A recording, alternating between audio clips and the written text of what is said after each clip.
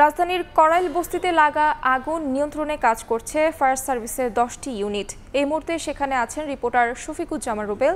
সরাসরি যাচ্ছি তার কাছে। করাল বস্তির ঠিক মন্দিরের পাশে, করাল বস্তি থেকে ঢোকার পথে বামে ঢুকলেই যে মন্দিরটি রয়েছে সেই মন্দিরের পাশে মূলত যেই ঘরগুলো রয়েছে সেই ঘরগুলোতেই এই অগ্নিকাণ্ডের ঘটনা ঘটে।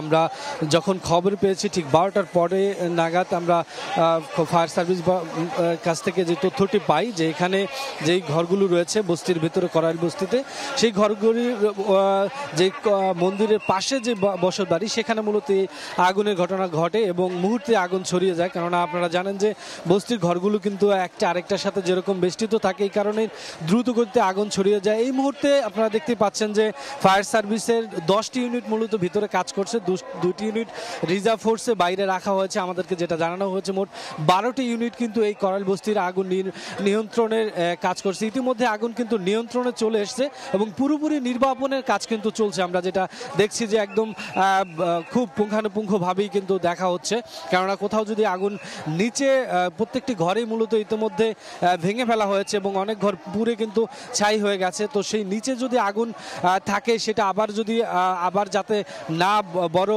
শিখায় তৈরি হয় সেই জন্য কিন্তু একদম পুঙ্খানুপুঙ্খভাবে নির্বাপনের কাজ চলছে। এবং সেই সাথে ফায়ার সার্ভিসের সাথে আমরা দেখছি যে স্থানীয় যারা বাসিন্দা রয়েছেন তারাও কিন্তু কাঁধে কাঁধ মিলিয়ে কাজ করছেন। এবং আমরা কিছুক্ষণ আগে কথা বলছিলাম যে এভাবে এখানে